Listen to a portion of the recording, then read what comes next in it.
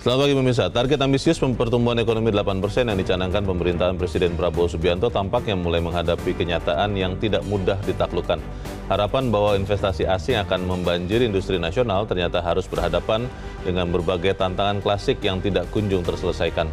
Iklim usaha yang belum kondusif, tumpang tindihnya kebijakan, dan daya saing nasional yang semakin merosot. Pemirsa, inilah editorial Media Indonesia di seri ini Senin 7 Juli 2025 dengan tema investasi enggan melesat bersama saya Leonard Samosir, dan Anda semua para pemirsa juga bisa ikut menyatakan pendapat Anda nanti dengan menelepon nomor 021 583 99 100. Pemirsa, pagi ini telah hadir bersama saya anggota Dewan Redaksi Media Group Abdul Kohar. Mas Kohar, selamat pagi. Selamat pagi Bung Leo. Sehat-sehat Mas? Sehat alhamdulillah. Ini investasi enggan melesat. Kalau beberapa teman mengatakan ya wajarlah di tengah kondisi global yang sangat tidak pasti, ada banyak ancaman geopolitik, masih bagus loh Indonesia ini masih mendapat investasi terutama dari asing. Lalu kalau dengan pernyataan itu apa yang mau disampaikan editorial? Enggak begini, jadi meskipun situasi global itu lagi gonjang-ganjing, tetapi persoalannya adalah masalah utama dari kegagalan kita meraup investasi, potensi investasi yang besar, itu masih persoalan klasik. Ada 3 hal persoalan klasik yang selalu menggelayut di kita dalam hal investasi itu. Yang pertama adalah izin yang rumit, ruwet minta ampun. Kedua, waktu yang lama. Dan yang ketiga, koordinasi antar instansi yang tidak mulus. Artinya dengan 3 problem ini kan sudah problem yang puluhan tahun tuh, dari sejak zaman Presiden SBY, 10 tahun, Presiden Jokowi 10 tahun. Dan sekarang meskipun sudah disisir, faktanya masih ada, masih terjadi itu.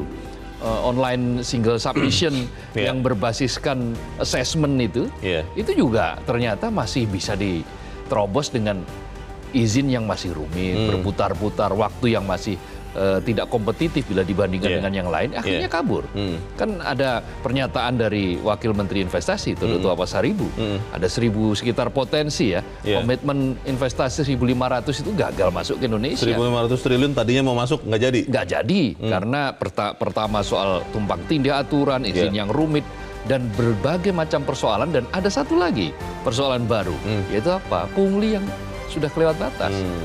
Akhir-akhir ini bahkan ormas yang kemudian sampai berani meminta langsung. Hal-hal seperti itu kan problem klasik. Problem yang ada di dalam negeri. Nah, bagaimana kita bisa mencapai pertumbuhan 8 triliun kalau problem klasik ini selalu gagal kita atasi. 8% itu susah untuk tercapai, tapi pertanyaannya Mas Kohar, ini sebenarnya kalau saya berpikir pemerintah pun sudah tahu, tapi mungkin butuh waktu yang tidak bisa segera. Apa iya demikian, kita akan bahas. Dan pemirsa, inilah editorial Media Indonesia untuk hari ini Senin 7 Juli 2025, investasi enggan melesat.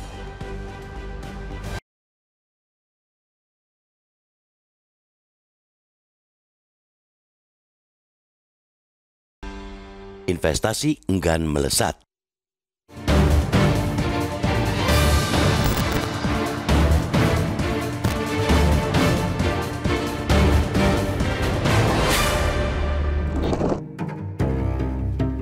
Pemerintahan Presiden Prabowo Subianto tampaknya mulai was-was melihat prospek pencapaian target pertumbuhan ekonomi 8% pada 2028-2029. Upaya membanjiri industri domestik dengan investasi asing ternyata tidak semudah yang dibayangkan. Apalagi ketika ketidakpastian global terus menghadang. Rencana semula untuk mencapai target 8% pertumbuhan ekonomi dipacu bertahap. Di 2025, pertumbuhan ditargetkan 5,2%. Pada 2026, 5,8% sampai 6,3%, kemudian menjadi 7% pada 2027. Dan terakhir pada 2028-2029, ekonomi ditargetkan tumbuh 7,5% sampai 8%. Itu oret-oretan di atas kertas. Baru menjelang pertengahan tahun, pemerintah yang semula begitu yakin perekonomian tumbuh lebih dari 5%, akhirnya berpandangan realistis pada tekanan ketidakpastian dan kelesuan industri. Target pertumbuhan untuk akhir tahun ini dipangkas menjadi sekitar 5%. Menteri Keuangan Sri Mulyani menyebut, Indonesia memerlukan investasi baru senilai 7.000 triliun rupiah untuk bisa mencapai target pertumbuhan tahun depan yang dipatok minimal 5,8%. Itu sama dengan lompatan 4 kali lipat capaian 2024 yang tercatat hanya 1.714 triliun rupiah. Pada 2024, pertumbuhan ekonomi sebesar 5,03%. Maka dengan target tahun ini yang mentok di 5%, sangat mungkin realisasi investasi tidak jauh-jauh dari yang dicapai pada 2024. Untuk melompat 4 kali lipat jelas amat sangat berat dengan segudang persoalan yang penghambat investasi yang tak kunjung teratasi. Baru-baru ini, laporan World Competitiveness Ranking atau WCR 2025 yang dirilis IMD World Competitiveness Center WCC menunjukkan peringkat daya saing Indonesia anjlok dari peringkat 27 ke posisi 40. Skor Indonesia buruk di pendidikan yang hanya mampu menempati peringkat 62 dari 69 negara yang disurvei. Padahal kualitas pendidikan menentukan keluaran sumber daya manusia SDM mumpuni yang dibutuhkan industri baru. Indonesia juga tertinggal di bidang kesehatan dan lingkungan dengan hanya mencapai peringkat 63. Demikian pula pada efektivitas institusi pemerintah yang menduduki peringkat 51.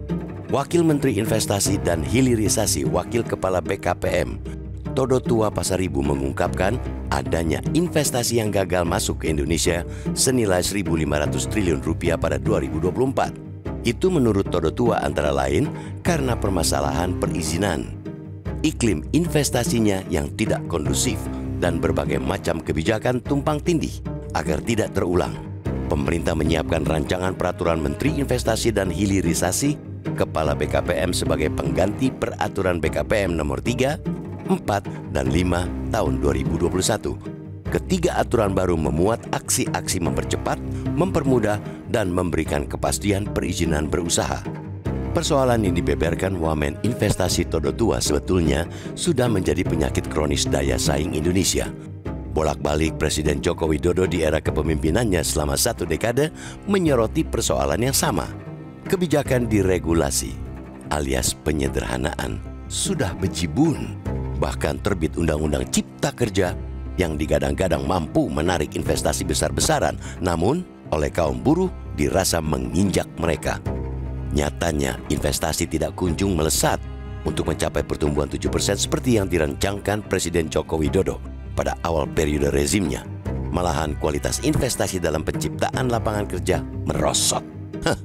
Jika pada 2014 setiap 1 triliun rupiah investasi mampu menyerap lebih dari 3.000 tenaga kerja, pada 2024 konversinya hanya 1.400-an tenaga kerja.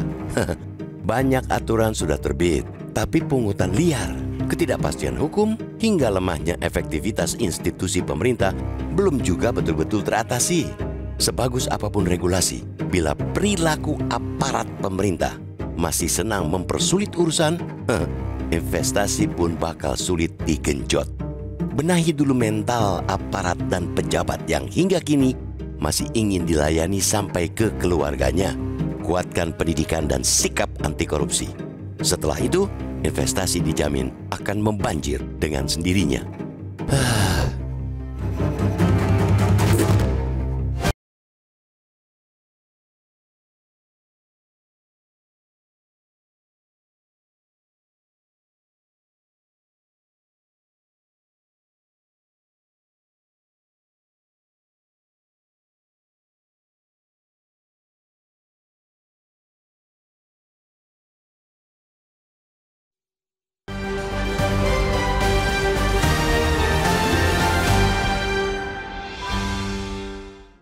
Media Indonesia mengajak Anda untuk mengakses fitur premium e-paper.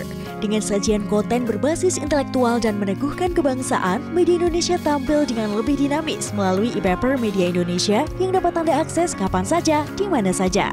Caranya mudah, download aplikasi Media Indonesia di Android atau ketik link e-paper.mediaindonesia.com atau bisa scan QR Code pada layar kaca Anda. Klik tab e-paper di bagian samping layar tablet Anda. Daftarkan data diri, serta pilih paket berlangganan e-paper Media Indonesia sesuai dengan kebutuhan Anda. Nikmati juga bonus spesial tambahan 4 halaman rubrik fokus setiap hari. Semua bisa Anda dapatkan hanya di e-paper Media Indonesia. Untuk informasi lebih lanjut, hubungi customer service di nomor 0811 1201 2018 atau kunjungi media sosial @mediaindonesia. Media Indonesia, referensi bangsa. Terima kasih Anda masih bersama kami pemirsa, dan sekarang kita akan mendengarkan dulu ya Mas Kohar pendapat dari pemirsa Metro TV. Kali ini ada dari Cirebon, Jawa Barat, Ibu Indra. Ibu Indra, selamat pagi. Selamat pagi Bung Leonard Samosir dan Bung Abdul Kohar.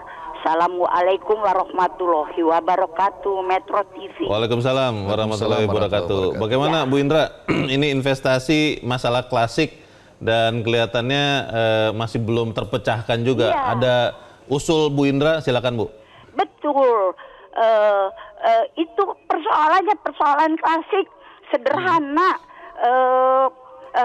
Rakyat biasa yang awam seperti saya ini bisa melihat kenapa ya para yang pinter-pinter itu tidak bisa melihat sebetulnya tata kelolanya dan relevansi dari investasi ini yang apa ya, kalau orang Sunda bilang pabaliut gitu. Ya, carut-carut ya? Antar masing-masing itu tidak ada kesinkronan itu. Awal kita apa? Wah, ini kita apa? Kurang peminat karena kita apa? Dari hulu kita harus menangani ke hilir. Kita jangan memproduksi bahan mentahnya harus juga. Tapi Bu Indra, ya, kalau menurut Ibu ada tidak Bu jalan keluar yang masuk akal dan bisa segera dilakukan? Usulan singkatnya saja Bu, silakan Bu. Ya, harus bersatu masing-masing, jangan memikirkan keuntungan dirinya sendiri, harus jadi bahan baku dari hulu ke hilirnya, dan di hilirnya bagaimana, seperti di pangan. Harus bersatu ya? Iya, di pangan kita sekarang sudah melihat ada sinar yang agak terang, bisa memproduksi, lalu menyerap, dan sekarang rencana mengekspor. Begitu Bung Leonard, ya. Terima kasih. Assalamualaikum warahmatullahi wabarakatuh. Waalaikumsalam warahmatullahi wabarakatuh. Terima kasih Bu Indra di Cirebon, Jawa Barat. Selamat pagi Bu. Ada satu contoh kata Bu Indra, Mas Kohar, pertanian yang membuahkan hasil baik, dan tadi pesannya adalah bersatu. Tapi itu kan harusnya mereka sudah tahu ya, para pengambil keputusan. Kenapa masih belum kemudian juga bisa membuat investasi itu masuk, Mas? Prinsip-prinsip dasar dari birokrasi kita ini belum beres. Jadi koordinasi, komunikasi, konsistensi itu mesti menjadi problem. Koordinasi payah, komunikasi juga kadang-kadang payah, sering malah, bukan kadang-kadang. Malah konsistensi nggak ada, ya? apalagi.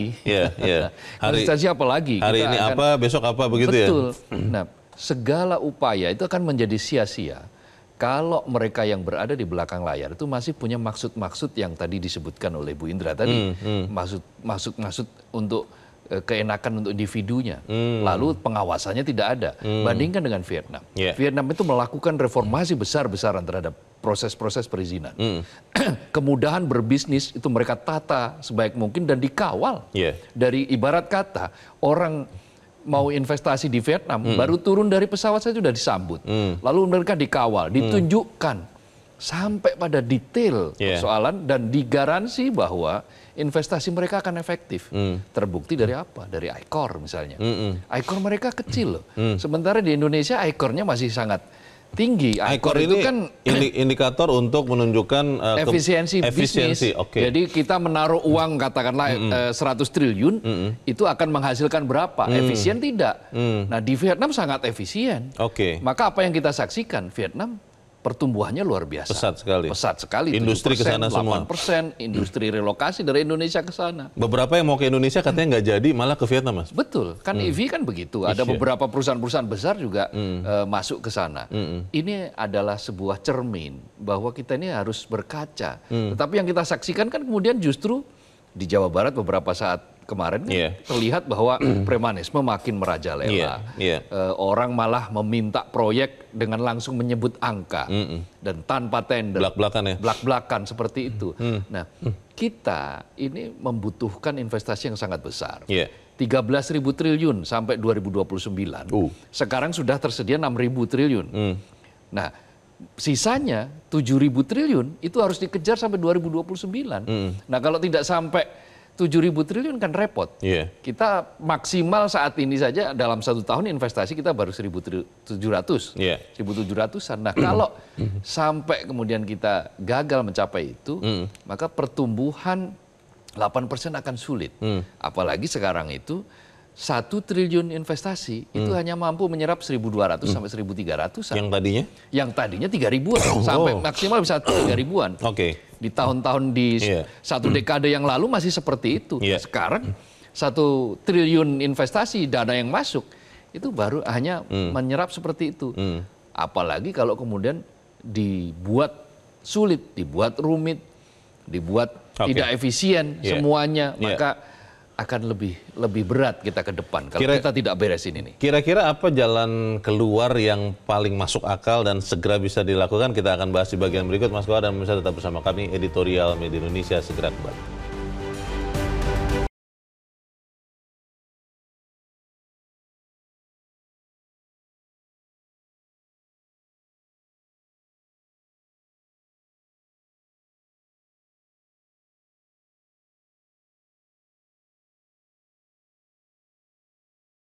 Terima kasih Anda masih bersama kami dan kita ada di bagian akhir dari diskusi kita pagi ini. Mas Kohar, kalau kita bicara solusi banyak tentunya, tapi yang paling cepat dan aman ya untuk bisa diterapkan untuk mengatasi masalah investasi yang malas masuk Indonesia itu apa, Mas? Ya pertama pengawasan harus sangat ketat, karena aturan sudah cukup banyak.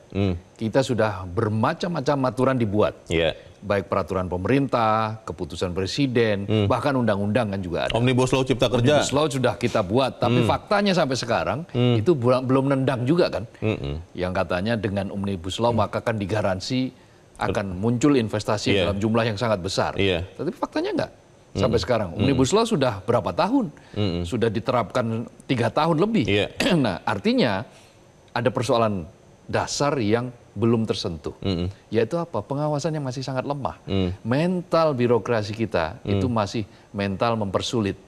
Segala sesuatu itu dijadikan proyek, bahkan proyek perizinan.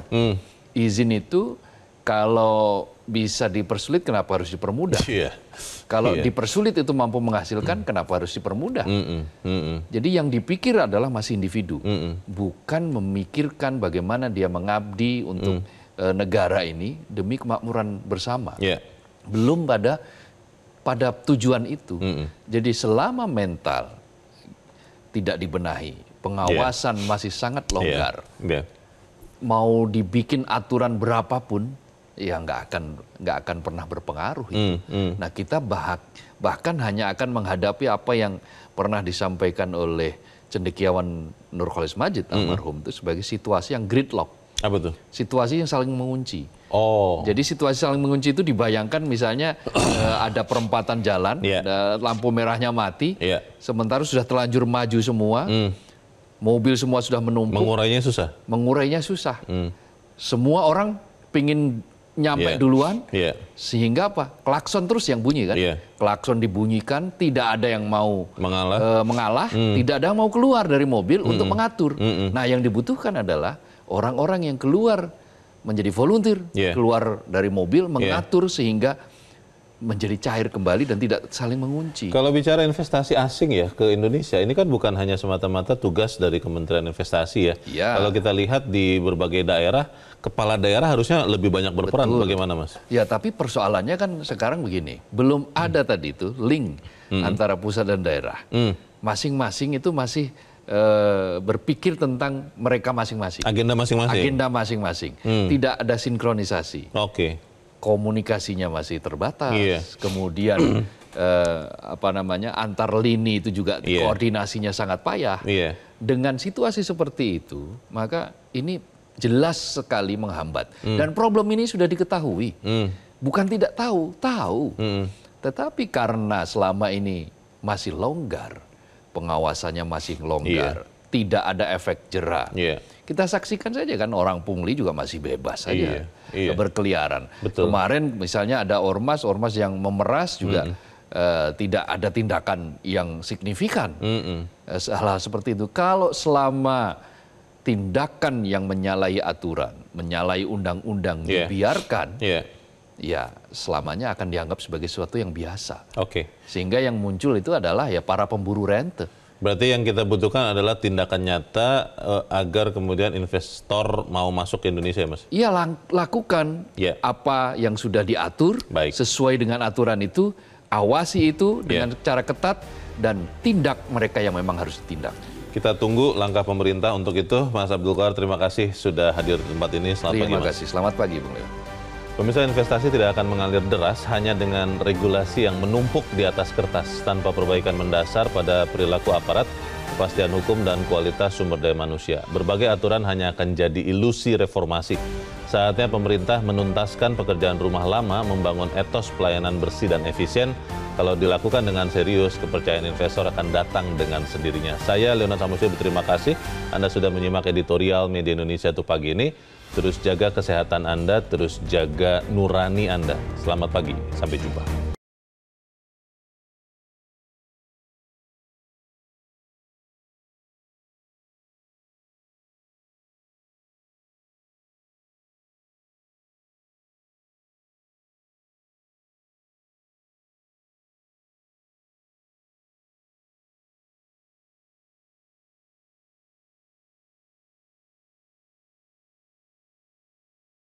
Jelajahi cara baru mendapatkan informasi. Download Metro TV Extend sekarang.